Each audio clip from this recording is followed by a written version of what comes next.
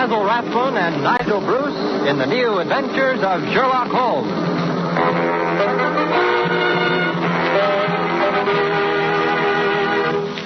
This rebroadcast is especially for the American Armed Forces and their allies.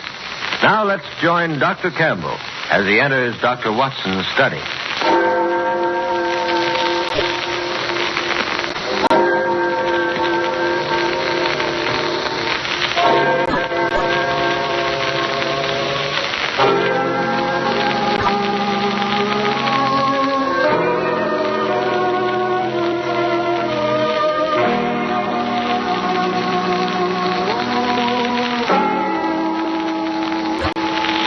Well, here we are once again in Dr. Watson's study. Come in, Mr. Campbell. Come in.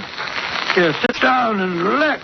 You look a bit wilted, old fella. Oh, yes, it's such a beautiful spring evening. I thought I'd walk over. In fact, it's so beautiful I dawdled most of the way, drinking in the warm air and the smell of things growing until suddenly I realized I was blame well going to be late if I didn't hurry. I ran the last 3 blocks. Yes, I know how it is. This lovely spring weather is certainly conducive to indolence. My household claim that when I go out to do the spring planting, I spend most of my time leaning on the spade, sniffing and listening to the birds. Not an unpleasant way to pass the time of day, incidentally. Yes, a day like today is almost as relaxing as a Turkish bath. Which reminds me of a curious and gory experience that Holmes and I had in just such an establishment some years ago. It sounds suspiciously like the gentleman who said bang. Oh, speaking of explosions. Now, Mr. Campbell, you must never complain about the way that a storyteller begins his yarn. Anything is better than an abrupt beginning. Now, put me all out. Where was I? In a Turkish bath, if I'm not mistaken. Oh, yes, it's Turkish bath. You were not mistaken. Yes, that's it. Well, now, to begin at the beginning, it was in the hectic, hair-raising, and I might even say the glorious days of the great battle of wits between Sherlock Holmes and the notorious Professor Moriarty. What you might call a real battle of the titans, eh, Doctor? Indeed it was, Mr. Campbell. Things had been unusually hectic for Holmes for several months. Moriarty had been particularly active, and Holmes had had many sleepless nights. Finally, things had calmed down a bit, and I tried to persuade him to take a badly needed holiday. The net result being that he finally did agree to have an afternoon off and accompany me to a Turkish bath. As a matter of fact, both Holmes and I had a witness for the Turkish bath. Over a smoke, in the pleasant latitude of the drawing room, I've often found him less reticent and more human than at any other time. The heat melted his cast iron reserve, eh, Dr. Watson? Only slightly, Mr. Campbell, only slightly. Well, as I was saying, on the upper floor of a certain Northumberland Avenue establishment, there is an isolated corner where 2 couches lie side by side, and it was on these that we were lying. Holmes had just shot his long, sinewy arm out of the towels which enveloped him and was fishing about in the inside pocket of his coat, which hung beside him. Where have I put it? Where on earth did I put it? Oh, confound the thing. Watson. I forgot to bring my tobacco. Oh, relax, Holmes. Just relax. Forget about tobacco. Forget Moriarty and relax. That's what we came in here for. Burble, burble, burble, burble. I am relaxed, my dear fellow. I want to smoke. What about the burble, burble? Nothing like the peace and seclusion of a Turkish bath. Mr. Holmes. Mr. Sherlock Holmes. Hello? Gus, the steam room attendant seems to be paging you. Oh, my goodness. Now what? Has anyone seen Mr. Sherlock Holmes? See in here, please. Here I am, Gus. Here I am. What do you want? Come on. Oh, Mr. Holmes, it's good I find you. There has been an accident, Mr. Holmes. A bad accident. It's Lord Canterbury. He's in his dressing room, covered with blood. Oh. In that case, I fancy you want Dr. Watson, don't you? Not me. I'll be with you in a minute, Gus. Oh, no, not Dr. Watson. It's too late for you. He's dead. Dead? Stabbed in 6 places. Come and look at him, Mr. Holmes, please. Dead? Dear me. All right. I'll come at once. Good gracious me. What's all the commotion? Why can't we have a little peace and quiet? What's the meaning of this, Gus? Why are these 2 persons talking at the top of their voice? My dear Mr. well, whoever you are, I was never under the impression that the Olympia baths were a church. Furthermore, my dear Mr. Never mind the name. Tunbridge. Frederick Hubert Tunbridge, a Liberal leader in the present Parliament, which everyone knows and keeps abreast of the time. My dear Mr. Tunbridge, I do not concern myself with trivialities. Furthermore, as I was saying before being so rudely interrupted, you may be interested to know that your hated rival, Lord Castleberry, the Conservative leader, with whom you are known to have publicly locked Holmes on several occasions. What have I had? What's he done now, the old fool? If you mean Lord Castleberry, he's done absolutely... Yes, he hasn't done anything, and probably never will again. What are you blithering about? Well, it seems that Gus has just discovered your, shall we say, political vis-a-vis dead in his dressing room. You mean he's had a heart attack? No, I don't mean anything of the kind. He's been stabbed. In how many places did you say, Gus? In 6 places, Mr. Holmes. But that's impossible. I talked to him not half an hour ago. We had a little conference, sub rosa, you understand, while he was waiting for Gus to come in and give him his fat out. Well, he was quite all right when I left him. Oh, really? Are you sure? What do you mean? Of course I'm sure. Canterbury was alive and dressing like a trooper when I left him. I passed Gus in the corridor as I came out of Canterbury's dressing room. He'll tell you the old boy was alive and kicking. Oh, will he? How about it, Gus? It is true I hear swearing, but from which dressing room it comes I could not be sure. The walls are so thin, you understand. Yes, indeed. It's quite true the dressing room walls are thin. Gus, who is this person, and why is he asking all these stupid questions? But, Mr. Turnbridge, this gentleman is Mr. Sherlock Holmes, the famous detective. I've never heard of him. Got even with you there, Holmes. well, send for Scotland Yard. This is a matter of national importance. Quite, yes. I think you're quite right. You may as well send for Inspector Lestrade, Gus. Scotland Yard will have to be informed in any case. In the meantime, however, well, I think I'll take a look. Well, in the meantime, Mr. Whoever you are, I insist that everything be left strictly alone. Very well, then, Mr. Thingamabob, if you insist, but you'll be losing valuable time. I most emphatically do insist. Well, I'm getting out of here. Beat you out, like on an opponent.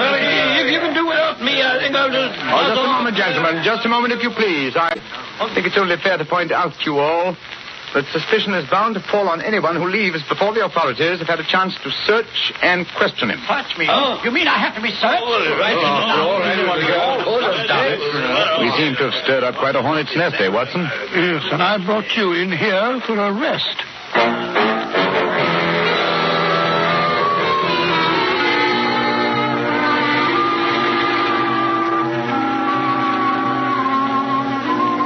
Well, Lestrade? Nasty mess, eh, Mr. Holmes? Knife from the back. Yes, not once, but 6 times. Deep, ferocious thrusts. Quite unnecessarily brutal. And, if I may say so, bloody. Yeah. Place looks like a charnel house. Yes, whoever did the deed must have been drenched in blood. Might tell your men to search for blood-stained towels or garments, will you, Lestrade? Yes. Well, I'll pick up anything that's got blood on it. Never you fear, Mr. Holmes. I've ordered a search of everybody and everything on the premises. Yes, that's not going to be very popular with Mr. Tunbridge, eh, Holmes? Oh, I wouldn't care if he was the Archbishop of Canterbury. When Scotland Yard says search everybody, we search everybody. Besides, everybody knows he and the corpse here are bitter enemies. They fought like cat and dog. How long would you say he'd been dead, Mr. Holmes? Oh, I don't know. About, let me say, an hour and a half. Took barely 40 minutes to get you here, Lestrade. And Canterbury had been dead, let me see, over half an hour when Gus found him. Yes, Gus. Did the doorman notice who left the establishment during the half hour before the body was found? Yes, sir. Only old Mr. Welford. And he's too feeble and nearsighted to do a crime like this. Was the door to Lord Canterbury's dressing room locked? No, sir. Oh? And how does it happen he lay here for over half an hour before anyone found him? Particularly as he was down on the books for a massage half an hour before he was found. Well, you see, I thought he was asleep. Lord Canterbury sometimes he liked a little nap after he was in the steam room, and he didn't want I should disturb him. Oh, that's very interesting. Then you did come in this room once before you realized Lord Canterbury was dead? Yes, Mr. Holmes. But he was lying there so peaceful. So peaceful. Yes, on his back? Yes, sir, just like we found him. It wasn't until the second time I come in I see he has his eyes open. Mm-hmm. And the place is, shall we say, all spattered with blood? It was so dark. The shades were drawn. It was not easy to see anything if you don't look close. Even then, some people are unable to observe the most obvious facts. And what might you mean by that? Oh, just an observation, Lestrade. Just a gratuitous observation. Come in. Well, Willis, what's up? We've searched the place from top to bottom, just like you said, Inspector. And there's no bloodstains nowhere, except on this. What's that? A pocket knife, sir, large size. Oh. The handle's been wiped off, but there's still some bloodstains on the blade. We found it in the locker of a bloke named of Tunbridge. Uh-huh. Just a minute, Lestrade. Don't go off the deep end. Willis. Yes, sir? You say there were no bloodstains anywhere except on this knife. Not a sign of a bloodstain nowhere. You searched the dirty linen hampers, the towels and lockers, their clothes? Oh, yes, sir. We searched everything. There's not a sign of blood anywhere but on that there weapon. Amazing. That's enough for me. This here is the murder weapon, and it was found in Tunbridge's locker. Bring him in here, Willis, and we'll have him on the carpet. Yes, sir. Right away. I knew he was a murderer from the beginning. Who has the motive for killing Canterbury? This chap Tunbridge. Who had the opportunity? This chap Tunbridge. He admits himself he had a talk with the deceased and they had words. And where is this here bloodstained knife found? Nowhere but in this Mr. Tunbridge's locker. Stupid place for a murderer to hide the fatal weapon in his own locker. Tunbridge isn't as stupid as that, Lestrade. No? Then why was it there? Look here, this is an outrage, keeping me here like this. Well, don't you realize I have influence? Well, you might at least let me put on my clothes instead of pouring them about. I'll complain to the authorities. I'll have you dismissed, all of you. Oh, maybe you will, sir. And then again, maybe you won't. But first of all, you'll answer some questions. Have you ever seen this knife before? Knife? Yes, of course. It's mine. I've had it all my life. I used to take it fishing when I was a boy. Oh, indeed. That would explain its size, then. Well, now I use it to open my letters. Oh, you do? Are you sure that's all you use it for? Yes, of course. Then why are these here bloodstains on it? Bloodstains? Yeah. Where? Here and here and here. No, don't you touch it. We don't want to destroy any possible fingerprints. But if it's mine, my fingerprints are already on it. Yes, he's right there, Lestrade. Furthermore, that stain doesn't look like blood to me. It's not red enough. It looks like rust. As a matter of fact, if the stain is a nice blood red, it's fairly certain it's not blood. Now, this particular stain, You as far as I leave see this particular stain to Scotland Yard, Mr. Yes. Don't forget, my dear Lestrade, I invented the first infallible test for blood stains. That's quite true, Lestrade. He did. Indeed. My test is infallible. It works on blood that is new or on blood that is old. I discovered the first reagent, which is precipitated by hemoglobin. I'm sorry, mister, I'm sorry, but Scotland Yard hasn't any time for lectures. We believe in action. Now, Mr. Tunbridge, it's my duty to take you into custody, and it's also my duty to warn you that anything that you may say may be used in evidence against you. Anything I say? Do you realize whom you're arresting? I'm a leading figure in British politics. So was this fellow who lies here stabbed with your knife, which has still got bloodstains on it. Lestrade, if you'll pardon me for saying so, in this case, it's not the bloodstains that are in evidence, but the bloodstains that are not in evidence, which is the significant factor. What? What do you mean by that? Simply that it would have been rather difficult for Mr. Tunbridge to have committed a murder as gory as this one without having bloodstains on the towel he's wearing or on the clothes which are still in his locker. What was to prevent him from dropping his towel outside Lord Canterbury's dressing room, getting in and knifing him in the back, then sneaking down to the shower rooms, not more than 20 feet down the corridor, and washing away the evidence? Me going round about it in the nude? Certainly not. Most certainly not, sir. Remember, my dear Lestrade, as you drag one of Britain's leaders away to jail, that it might have been possible for him to stab his enemy in a fit of temper, but he would never have dreamed of running up and down the corridors in his birthday suit. Oh, let me see. I'm afraid I shall have to look for another explanation of the missing bloodstains.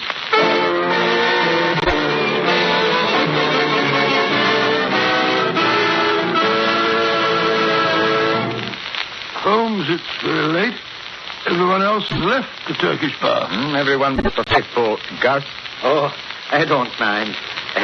Tonight we have by my house sauerkraut. I don't like sauerkraut. Besides, I've got to stay and lock up. Then you'll have to wait till we find the bloodstains. They're here somewhere. That's why I sent home for my famous benzidine peroxide mixture. Somewhere on the premises there is a towel or linen or something that has bloodstains. Oh, but we've been through the towels and the linen a dozen times, Holmes. No sign of blood. Furthermore, according to the establishment's checklist, there are no towels or any linen missing. Even Gus, his linen, which he washes himself, is hung here on the line. You don't wash any linen but your own, do you, Gus? No, Mr. Holmes. Everything go out to the laundry. I wash my own because I'd like to be fresh and clean. Twice a day I wash, noon and evening. Yes. The evening's job hasn't been done yet, eh? No. This one I washed this noon. It's my towel from this morning. Oh, yes. This morning's towel washed this noon. Yes. What was it? Cantlebury was murdered in the middle of the afternoon about 3:30. Now it's now after 7 o'clock. Don't you see, Watson? This towel. Don't you see? No, Holmes. Don't see a bastard thing. The towel's as clean as a whistle. But not dry. If it had been washed at noon, it would be dry now. But it's still damp. Yes, it was washed after Cantlebury's death. Of course, to remove the bloodstains. Gus? Mr. Holmes. That's why you didn't report the death until half an hour after Canterbury had died. Oh, no. You had to have time to remove the bloodstains. But that's not true. Besides, you can't prove anything. The towel is clean now. There are no marks, no stains. The very fact that there were no stains on it, Gus, first made me suspect you. Lord Canterbury was found lying on his back. And yet, when you informed us that he had been stabbed, you were quite definite about the number of times that he'd been stabbed. But in the back. Yes? Yes. How did you know that, Gus? Well, I lift him up and I look. Of course, I see what you're getting at, Holmes. He couldn't have done that. No one could examine the corpse without getting blood all over himself. And yet, when Gus appeared to tell us of Canterbury's death, there wasn't a spot of blood on him. But if I can prove that this towel which you so carefully washed once had bloodstains and that you were very careful to remove those stains... That you will never prove. I have scrubbed. I have used soap. I have even boiled that towel. There is not even a suspicion of a bloodstain left. That is where you're wrong, my friend. Watson, run the water into this tub, will you? No matter how thoroughly you try to remove a bloodstain, it will never... Out. Damn it, spot. Yes, we only need enough to moisten the cloth. Now I'll drop a few drops of my famous solution onto the cloth. There we are. Well, all fears about a pale blue streak. Yes, it's undoubtedly blood. Blood? Yes. Curious blue streaks prove infallibly that there was blood on the towel. And now, Gus, how are you going to explain why you were so anxious to remove these bloodstains? No, I did not do it. It was Mr. Tunbridge. He did it. The knife was his knife. There was blood on it. Let me out of here. It's not my fault. I don't want to help. Holmes, he's running away. Watson, can't let him escape. Well, there he goes down the corridor. He's gone into the steamboat. Don't worry. I'll get him. Phew. The steam's thick in here. I can hardly see my hand before my face. Must be in here. Look under the benches, Watson. Watson, leave the door open. Let some of this blasted steam out of here, will you? I didn't shut the door. Holmes, you hear that? The door. Someone's locked the door. Hey, somebody, let us out. Let us out, you hear? We're locked in. We've been locked in by mistake. No, you're wrong. It was no mistake, my friend. Holmes, Moriarty. He's here in the steam room with us. Oh, that's just his voice through the ventilator. So you were behind this murder too, Professor? Of course. Perhaps you would like to know why I had to kill Lord Canterbury. Yes, indeed. That would be very interesting. Good. I found it necessary to start a feud between the two great political parties because they're in danger of forming a coalition to pass certain housing reforms that would have proved very expensive to me.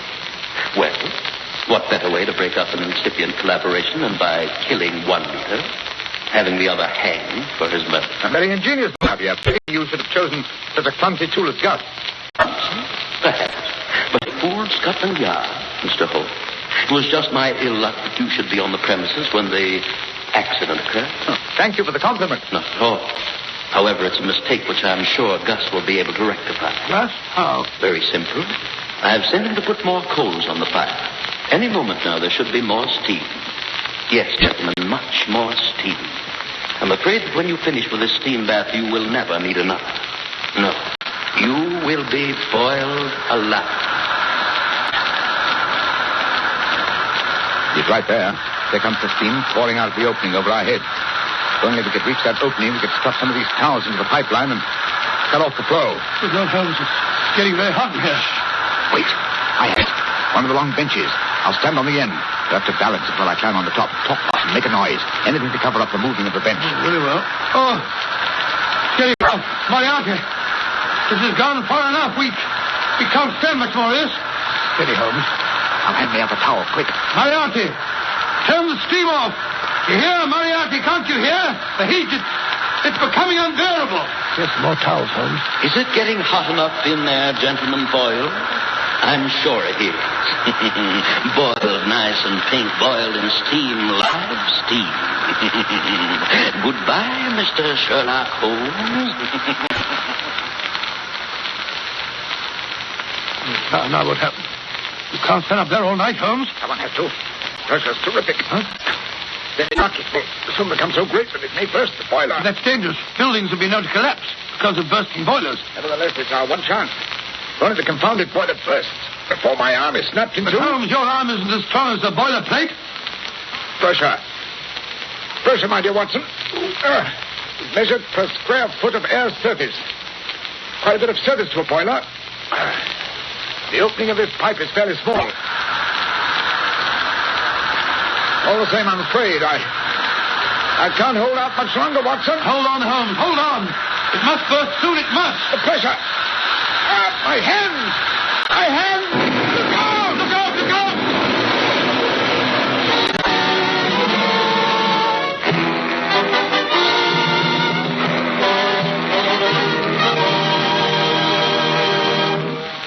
And you came through the explosion all right, Dr. Watson? Well, I had a nasty crack where Holmes and the bench fell on me, and Holmes had the wind knocked out of him, but we were in fairly good shape by the time the fire brigade pulled us out from the wreckage.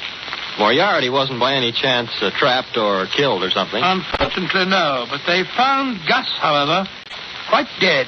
I suppose the exploding boiler did for him. No, there was a bullet wound in the back of his head. I rather imagine that Moriarty wanted to make sure that he would never appear in court. Doctor, through what you went through in that Turkish bath episode, I think I'd never want to work on another case with Holmes again. Oh, come now, Mr. Gamble. I certainly did feel like that for a couple of hours. But by the time we got back to Baker Street and sat down to one of Mrs. Hudson's good meals, well, I was ready for anything that Holmes had in mind. You know, there's nothing like a good dinner to make you feel a new man.